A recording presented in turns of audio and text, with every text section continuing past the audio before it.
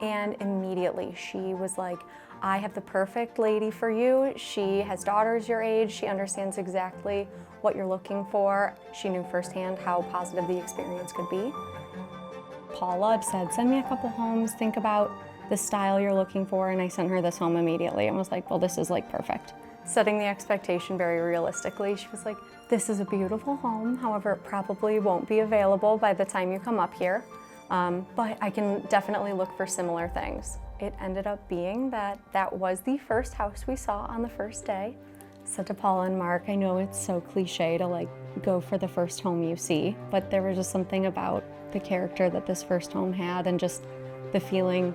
The offer did not get even placed until I was back in Texas, which then meant everything through the next few days, while everything was getting finalized, I wouldn't be here for. Even before anything had been accepted, Mark was like, I will be there for the inspection, I'll keep you up to speed.